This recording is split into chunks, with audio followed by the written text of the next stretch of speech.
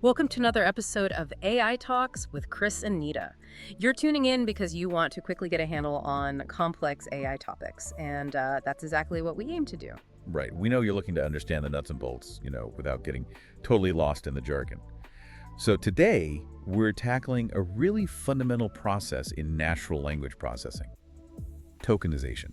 Tokenization, yeah, it sounds maybe a bit technical, but it's actually like the very first step in how machines learn to read and understand text. Think about learning a new language, right? You don't just jump into reading novels. No way. You start with the basics, maybe the alphabet, then syllables, then words. That's kind of what tokenization is doing for AI. Exactly that. It's all about breaking down this stream of text into smaller chunks, smaller units that a machine can actually work with and process. Okay. So our mission today really is to explore how this breakdown works and how it helps machines understand language by looking at, well, the three main ways it's done. All right, let's dive in them. So maybe the most straightforward approach is word tokenization. Yep, that's the one most people probably think of first. Okay, so as the name suggests, it's just splitting text into individual words. Like the quick brown fox just becomes the quick brown fox. Simple as that. Exactly. And for languages like English, where we have spaces separating most words, this method is, often really effective. It isolates these core units of meaning pretty well. Right. But what about languages that don't use spaces, like English does? Or what if you need something more granular? Good point. That's where the next type, character tokenization, comes in handy. Characters. Okay, so like individual letters. Precisely. Instead of words, we break the text right down into its individual characters. So cat becomes C-A-T. Gotcha. And this can be super useful for certain tasks, like, say, spelling correction or analyzing languages that don't have those clear word boundaries we mentioned. It gets right down to the bone, you could say. Okay, that makes sense. Now, I heard there's another technique, something that kind of sits between words and characters. Subword tokenization. Yes, subword tokenization. And it's quite clever, actually.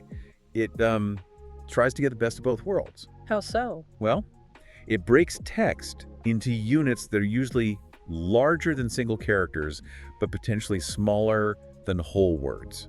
So think of a word like chatbots. Okay. It might get tokenized into chatbots, or unbelievable could become unbelievable. Ah, I see. It breaks it into meaningful parts. Exactly. And this is really powerful for handling words the system hasn't encountered before, what we call out-of-vocabulary words. By breaking them into known subunits, the AI can still often figure out some meaning. It's also great for languages where words are built up from smaller pieces. That's really interesting. So, okay, we've got these different ways to chop up text words, characters, subwords. Where do we actually, see this happening in the AI we use daily? Oh, it's everywhere, really. Yeah. That's where it connects back to you. Think about search engines. Right, like Google. Yep.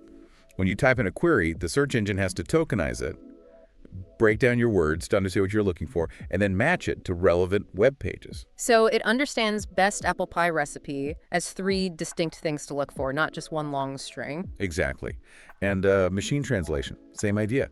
Something like Google Translate has to break down your sentence into tokens in, say, English before it can figure out the equivalent tokens in French or Spanish and put them back together meaningfully. And I guess voice assistants, too, like Siri or Alexa. They must use this after they transcribe what I say. Absolutely. First, your speech gets turned into text, right?